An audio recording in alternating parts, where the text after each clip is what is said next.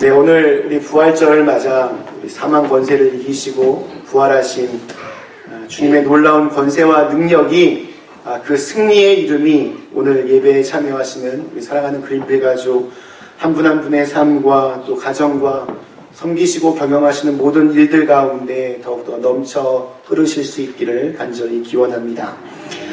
고난의 골짜기를 거쳐서 우리 골고다의 십자가로 이어지던 40일간의 기나긴 사순절 여정을 끝내고 오늘 우리는 마침내 찬란한 부활의 빛 앞에 서 있습니다. 우리는 사순절 기간 내내 참회와 회개를 상징하는 보라색과 더불어 살았습니다. 그래서 십자가에도 보라색 스토리 걸려 있었고 이 앞에도 보라색 스토리 걸려 있었고 보라색들이 쭉 있었습니다. 하지만 오늘은 성전 안에 있는 모든 색깔이 다 하얀색, 흰색으로 바뀌었습니다. 이렇게 그 보라색에서 흰색으로 바뀌어지는 것은 어둠에서 빛으로 또 죽음에서 생명으로의 변화를 상징하기 위한 것입니다. 우리들 각자 다 생일이 있고 그 생일은 다 다르지만 이 부활절은 우리 모두의 공동의 생일입니다. 주님의 부활에 동참함으로써 우리는 죽음을 넘어서는 생명을 새롭게 누리게 되었기 때문입니다. 우리 기독교 신앙의 핵심은 예수님께서 십자가에 못 박혀 죽으신 지 3일 만에 다시 부활하셨다는 생명의 그 복음을 증거하는 것입니다. 예수님의 부활은 우리의 정체성입니다. 내가 누구인지를 보여주는 징표입니다. 내가 무엇을 믿고 무엇을 기대하며 살고 또 내가 앞으로 어떻게 살아갈지를 부활이라고 하는 그 렌즈를 통하여 우리는 바라보고 확신하며 살아갑니다. 동전에 보면 동전은 앞면과 뒷면이 있습니다. 부활이 동전의 앞면이라면 그 반대쪽 뒷면은 어둠과 죽음일 것입니다. 사람은 누구나 다 죽음의 역사 속으로 사라져갑니다. 예외가 없습니다. 그래서 죽음은 우리를 때로는 너무나 슬프게 하고 또한 아프게 합니다. 그러나 지금 이곳에 계신 우리 모든 분들이 언젠가는 내가 죽는구나라는 것을 인정하고 주어진 하루하루를 겸손하게 살아갈 때에 그때야 비로소 한 번뿐인 우리의 인생을 의미 있게 만들 수 있습니다. 하버드 대학 교수직을 44살에 정말 미련 없이 내던지고 죽을 때까지 정신지체 장애 아동들과 함께 살았던 헨리 나우에는 죽음에 대해서 이러한 말을 남겼습니다. 노인이 되었다는 것은 그만큼 죽음에 가까이 있다는 것을 의미한다. 예전에는 내가 살아온 횟수만큼 또 살 수 있는지 곧잘 계산하곤 했다. 나이 20이 되었을 때 나는 적어도 또 한 번에 20회를 더 살 수 있으리라고 자신했다. 30이 되었을 때에도 60까지는 무난하리라고 믿었다. 하지만 40이 되자 80까지 살 수 있을지가 의심스러웠다. 그리고 50이 넘었을 때는 100살까지 사는 사람이 아주 드물다는 것을 깨달았다.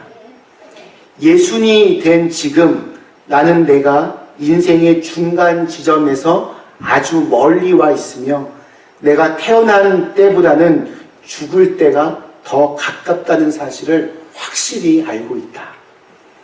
그는 60이 넘어서 이 글을 썼고 정말 65세 그의 인생을 마감했습니다. 우리는 이 세상에 온 날이 다 있습니다. 생일이라고 부릅니다. 그러나 갈 때는 언제 갈지 아무도 알지 못합니다. 나도 알지 못합니다. 온 순서대로 가는 것이 아니라 홀로 고독하게 그렇게 가는 것입니다. 죽음을 인식하며 사는 것이 어쩌면 가장 잘 사는 방법입니다. 왜냐하면 죽음이 얼마나 이것이 힘겨운 일이고 또 통탄스러운지를 알아야 지금 내가 살아있어서 만나고 있는 이 사랑하는 사람들이 얼마나 나에게 큰 축복인지를 내가 알 수 있기 때문입니다. 예전에 중고등부 전도사 시절에 여름 수련회에 가면 되게 자주 하던 프로그램이 있었습니다. 아이들에게 유언장을 쓰게 합니다.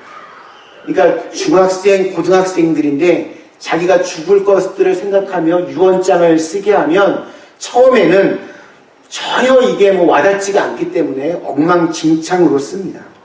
그러다가 이제 미리 만들어 놓은 관을 이렇게 놓고 한 사람씩 그 앞에 이렇게 서게 합니다. 지금 저 안에 누군가가 이렇게 누워 있는데 사실 굉장히 너도 잘 알고 나도 잘 알고 있는 사람이다. 그러면 처음에는 이 학생들이 도대체 누가 있을까 이렇게 궁금해하며 이렇게 호기심 어리게 봅니다.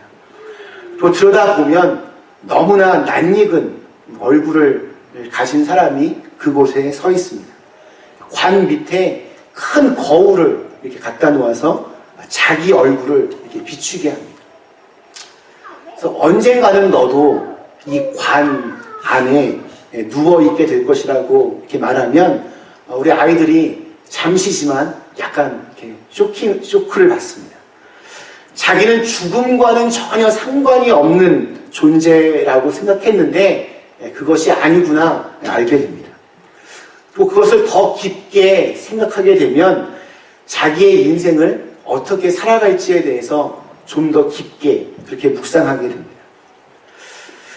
내가 언젠가는 죽게 된다. 이것을 아는 것만큼 큰 지혜가 세상에는 별로 많지 않습니다. 그러나 우리 그리스도인들에게는 이것도 너무나 중요한 지혜이지만 더 큰 지혜가 하나 더 있습니다. 언젠가는 반드시 다 죽지만 그 죽음이 끝이 아니라 새로운 시작이라는 것을 믿는 것입니다.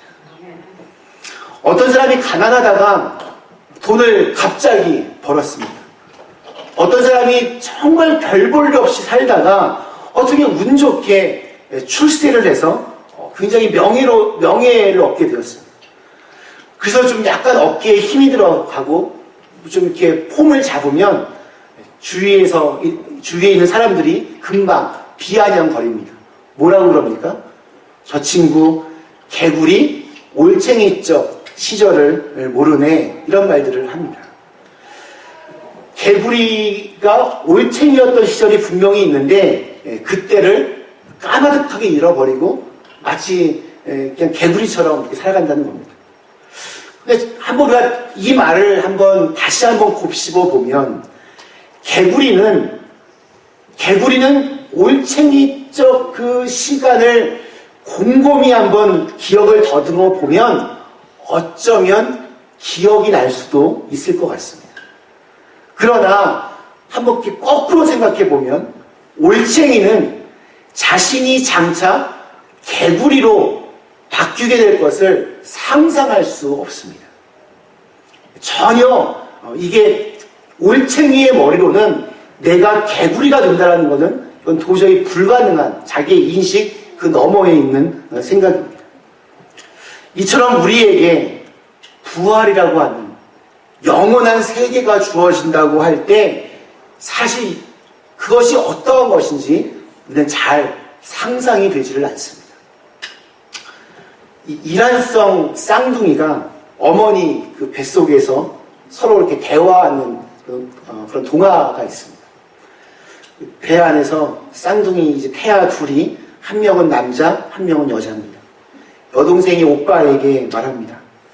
난 말이지 앞으로 얼마 뒤에 우리가 또 다른 삶이 있을 거라고 나는 믿어. 그랬더니 그 쌍둥이 오빠가 격렬하게 반대합니다. 아니야, 절대 그렇지 않아. 이게 전부라니까. 여기는 어두워도 따뜻하잖아. 우리를 먹여주고 살려주는 이 탯줄만 잘 우리가 붙들고 있으면 우리는 안전할 거야. 여동생도 굽히지를 않습니다. 아니, 이 캄캄한 곳보다 분명히 더 좋은 곳이 있을 거야. 어딘가 다른 것이 분명히 있을 거야. 마음껏 내가 움직일 수 있는 그런 곳이 있고 환한 빛이 비추는 그런 곳이 있을 거야. 여동생은 이 오빠를 설득했지만 이 오빠는 말을 듣지는 않습니다. 나중에 한 번 더 이렇게 얘기합니다. 오빠, 나는 예전부터 좀 뭔가 이상한 느낌이 있었는데 오빠는 안 믿을 수 있겠지만 나는 엄마가 있다고 생각해. 그랬더니 쌍둥이 이 오빠가 화를 내면서 소리를 지릅니다. 엄마라고? 무슨 뚱딴지 같은 소리야. 나는 엄마를 본 적이 없어. 너도 엄마를 본 적이 없잖아. 엄마가 누군지는 아니? 도대체 누가 너에게 그런 이상한 생각을 집어넣은 거니? 그러면서 이렇게 말을 합니다. 이것도 알고 보면 그렇게 나쁜 곳이 아니야. 우리가 필요로 하는 것들이 다 여기에 있잖아. 이게 다야. 여기서 그냥 만족하며 살자. 이와 비슷하게 많은 사람들이 이 땅에 있는 것에 집착하며 영원한 세계가 있다는 사실을 믿지를 않습니다. 엄마라고 하는 존재가 있다는 것을 태아가 미처 몰랐듯이 그렇게 하나님이 있다는 것을 우리는 미처 알지 못하고 살아가는 사람들이 참 많이 있습니다. 우리 예수를 믿는 사람들은 가보지는 못했지만 하나님의 약속을 받아들이면서 담대하게 앞으로 나아갑니다. 성경에 나오는 믿음의 인물들은 다 그런 사람들이었습니다. 죽은 자 가운데에서 부활하신 예수님께서 친히 보여주신 영원한 세계가 있습니다. 저 하늘의 세계, 이 생애와는 비교할 수 없는 또 다른 세계가 분명히 있습니다. 인생은 여기서 끝나는 것이 아닙니다. 오늘 읽은 말씀 속에서 베드로가 42절에서 이렇게 말을 합니다. 우리에게 명하사 백성에게 전도하되 하나님이 살아있는 자와 죽은 자의 재판장으로 정하신 자가 곧 이 사람인 것을 증언하게 하셨고, 하나님께서 예수님을 살아있는 자와 죽은 자의 재판장이 되게 하셨습니다. 우리의 인생은 죽음 이후에 또다시 열립니다. 주님이 우리를 심판하십니다. 그러므로 우리 자신의 생각과 말과 행동을 내가 이곳에서 책임지며 살아가야 될 분명한 이유가 거기에 있습니다. 어떤 사람이 우리가 나중에 천국에 가면 3번을 놀랄 거라고 그렇게 말을 합니다. 첫째는 천국에 꼭 올 줄 알았던 사람이 보이지를 않아서 깜짝 놀란다고 합니다. 저 사람은 교회도 잘 다녔는데 굉장히 열심히 뭘 했는데 참 많이 헌신했는데 그런데 안 보이네. 깜짝 놀란다고 합니다. 두 번째로 놀라는 것은 절대로 천국에 오지 못할 거라고 생각했던 사람이 천국에 보여서 깜짝 놀란다는 겁니다. 마지막으로는 나와 같은 죄인도 예수 그리스도를 오직 믿음으로 천국에 들어왔다는 사실 때문에 놀라게 된다고 합니다. 천국은 예수 그리스도를 믿음으로 하나님 앞에 서는 것입니다. 오늘 읽은 말씀은 로마의 백부장이었던 고넬료에게 들려주는 베드로의 설교입니다. 유대인들에게는 선민의식이 있었습니다. 자기들만이 하나님의 선택받은 민족이라고 찰떡같이 믿었습니다. 다른 민족들에 대해서 뿌리 깊은 편견이 있었습니다. 이방인들이 구원을 받는다고 하는 것은 상상조차 하지 못했습니다. 고넬료가 하나님을 믿는 사람이라는 얘기는 들었지만 베드로도 처음에는 반신반의했습니다. 그래서 처음에는 가지 않으려고 했습니다. 그러나 하나님은 베드로에게 환상을 보여주시면서 그를 강권하여서 고넬료를 만나게 하셨습니다. 그리고 고넬료에게 예수 그리스도가 누구이신지 부활하신 예수님에 대해서 고넬료에게 설명하도록 했습니다. 이 베드로의 이야기를 들은 고넬료는 이방인 중에 처음으로 세례를 받은 그러한 사람이 되었습니다. 성경을 읽으면서 하나님께서 우리에게 하시는 일은 무엇일까 생각해 봅니다. 하나님은 보면 우리 인간의 생각과는 늘 반대의 일들을 하시는 것 같습니다.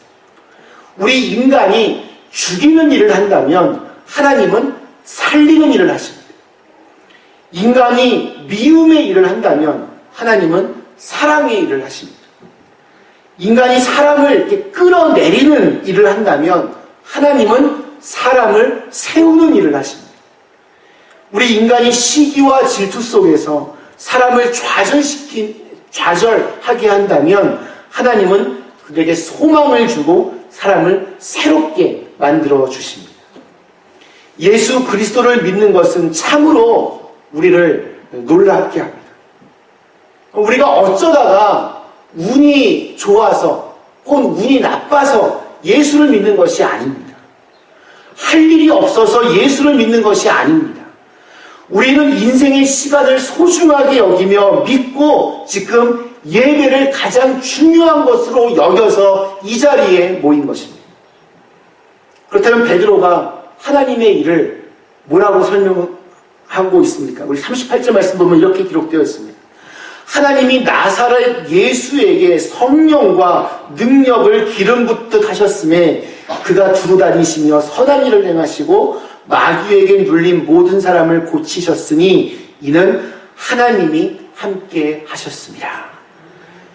성령이란 생명의 영입니다. 성령이란 자유의 영입니다. 기쁨의 영입니다. 진리의 영입니다. 성령이란 사람을 살리는 영입니다. 하나님께서 나사렛 예수에게 준 것이 바로 성령이었습니다. 하나님께서 능력을 부어주셔서 선한 일을 하게 하셨습니다. 사람을 세우는 일, 사람을 위로하는 일, 사람을 기대하게 하는 일, 사람을 사랑하는 일을 하면서 마귀에게 눌린 모든 사람들을 고쳐주셨습니다. 마귀가 하는 일은 이렇게 사람을 억압하고 위협하는 일입니다. 하나님께서 우리에게 주신 그 자유의 특권을 빼앗아 갑니다. 처음 담임 목회하던 시절에 그 강원도 홍천에서 섬기던 교회와 가장 가까이 살던 집사님 한 분이 계셨습니다. 이분이 자기 처음 예수 믿었을 때의 이야기를 들려주셨는데 그게 참 지금도 기억이 납니다. 한 번도 본 적이 없는 남자와 결혼을 했습니다. 강원도 홍천 정말 그 산골 마을에서 먹을 것도 제대로 없던 그 시절에 열심히 농사를 지으며 그렇게 하루하루 살았습니다. 그런데 어느 날부터인가 원인을 알 수 없는 극심한 두통 때문에 아무것도 할 수 없을 지경에 이르렀습니다. 그러다가 마을 어떤 분이 한번 굿을 한번 해보라고 권유를 했고, 그래서 읍내에 가서 또 큰 돈을 주고 무당 하나를 불러서 정말 이렇게 굿을 했습니다. 어떻게 됐을까요? 굿이 끝나자마자 머리가 깨끗해졌더랍니다. 정말 귀신처럼 신기하게 그 두통이 다 나았습니다. 너무 좋아서 무당에게 돈도 더 두둑하게 챙겨주고 정말 오랜만에 두 다리를 쭉 뻗고 잠을 잘 수 있게 되었습니다. 근데 몇 년이 지나자 또다시 똑같은 두통이 찾아왔습니다. 그래서 그때 났던 기억이 있어서 또다시 무당을 불러서 굿을 했습니다. 어떻게 되었을까요? 또 깨끗이 나았습니다. 이런 일이 몇 번 계속 반복되면서 굿을 하기만 하면 낫기는 낫는데 그 머리 아픈 주기가 점점 더 이렇게 빨라졌습니다. 3년에 한 번, 1년에 한 번, 6개월, 3개월, 1개월, 보름 이쯤 되니까 정말 돈도 엄청 들어가게 되고 머리도 옛날만큼 그렇게 깨끗해지는 것 같지가 않았습니다. 그러던 중에 자기네 집 바로 옆편에 교회가 세워졌고 또 그로부터 얼마 뒤에 부흥회를 한다고 목사님이 한번 꼭 오시라고 해서 그냥 바로 옆에 사는데 그도 이웃지간인데 좀 한 번은 그도 가져야 될 것 같아서 부흥회에 참석하셨다가 이분이 은혜를 받으셨습니다. 엄청 세게 받으셨습니다. 집에 들어와서 무당이 귀신들을 어떤 섬기는 용도로 쌀 놓는 그곳이 하나 있었는데 그동안 그걸 정말 애지중지하면서 이렇게 모셔두었던 그 쌀독을 그래서 깨기로 마음 먹으셨습니다. 혼자 하려니까 약간 좀 겁이 나서 바로 앞에 가서 목사님 다시 불러서 함께 그 쌀독을 마당에다가 확 던져서 깨트렸어요. 그날 밤 잠을 자려는데 웬 시커먼 그림자가 보이면서 이렇게 말했던 겁니다. 이젠 여기도 빌어먹을 게 없어졌네. 딴 데로 가야겠다. 그리고 그 이후로 우리 그 김 집사님은 정말 이 작은 시골 교회에 기둥 같은 분이 되셨고 제가 목회할 때도 정말 많이 도와주셨고 또 그 지긋지긋했던 두통도 완전히 사라지게 되었습니다. 이렇게 보면 마귀의 전술이 이런 것 같습니다. 처음에는 달콤하게 한 번, 두 번 미끼를 던집니다. 그걸 덥석 물면 그때부터 서서히 그 사람의 영혼을 갉아먹기 시작합니다. 나중에는 꼼짝 못하게 그 사람을 죄어옵니다. 할 수 있는 게 아무것도 없습니다. 그렇게 마귀의 노예가 되어가는 겁니다. 그러나 우리 주님은 다릅니다. 우리 주님은 말씀하십니다. 너는 더 이상 마귀의 자녀가 아니다. 너는 이제 하나님의 사랑받는 자녀다. 고넬료에게 베드로의 입을 통하여 선포하신 말씀도 바로 그러한 말씀이었습니다. 너는 하나님의 사랑받는 아들이다. 주님은 우리의 상하고 아픈 영혼을 만져주십니다. 우리의 연약하고 질병에 들린 육체를 만져주시며 고쳐주십니다. 그래서 우리는 예수님 앞에 나올 때마다 이렇게 기도합니다. 하나님, 나를 고쳐주세요. 내 못된 성품을 좀 고쳐주세요. 내 속에 있는 이 미움을 고쳐주세요. 내 속에 있는 연약함과 질병을 좀 고쳐주세요. 내 속에 있는 이 무절제함을 좀 고쳐주세요. 내 속에 있는 나를 통제하지 못하는 이 못된 모습을 고쳐주세요. 내 교만함을 고쳐주세요. 예수님께서는 우리를 고쳐주시고 치유해 주십니다. 예수님께서는 사람을 살리십니다. 그러면 우리는 이 부활절을 기쁜 마음으로 맞이합니다. 부활절에 우리가 주님 앞에 이런 축복을 받으며 결단해야 됩니다. 주님이 우리를 향해 말씀하십니다. 이제는 생명을 향해서 가라. 이제는 하나님이 너를 사랑하여 자유케 한 그 사랑의 역사를 이 땅에서 실천하라. 예수를 믿으면 우리에게 생명과 사랑이 주어집니다. 예수 그리스도를 믿는데 내 속에 생명이 없으면 그거는 잘못된 것입니다. 예수 그리스도를 믿는데 내 안에 사랑이 없으면 예수 그리스도를 바르게 믿지 못하는 것입니다. 부활하신 주님께서 저와 여러분을 사랑하십니다.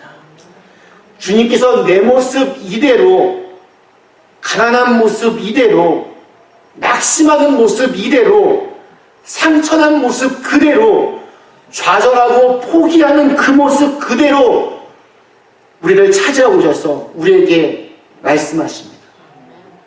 그럼에도 불구하고 너는 사랑받을 만한 존재다. 나는 너를 사랑한다. 너는 이 세상에 아주 특별한 하나님의 아들이며 하나님의 딸이다. 이것이 부활을 통해 우리에게 주시고자 하는 예수님의 메시지입니다. 말씀 마치겠습니다.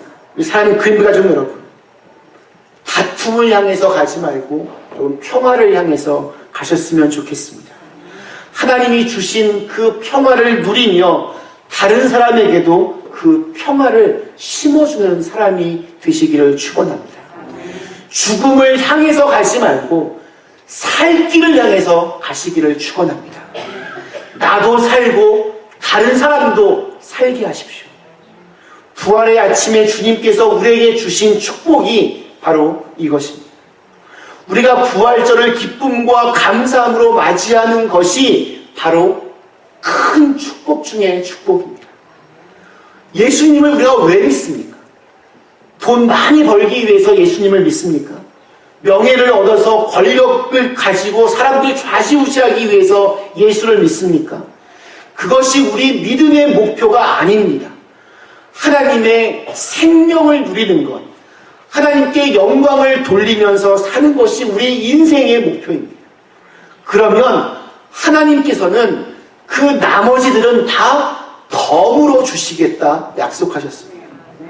하나님께서 주시는 선물입니다. 오늘 이 부활절 아침에 하나님께서 새롭게 하신 우리 마음에 축복의 역사를 확인하며 결단하셨으면 좋겠습니다. 하나님, 미움에서 사랑으로 바꾸겠습니다. 어둠에서 빛으로 바꾸겠습니다. 다툼에서 평화로 바꾸겠습니다. 죽음을 넘어뜨리고 인생을 넘어뜨리는 것에서 인생을 세우고 살리는 것으로 바꾸겠습니다. 부활하신 주님의 영원한 세계를 바라보며 걸어감으로써 이 땅에서 하나님이 주신 생명과 사랑의 역사를 이루어 가겠습니다.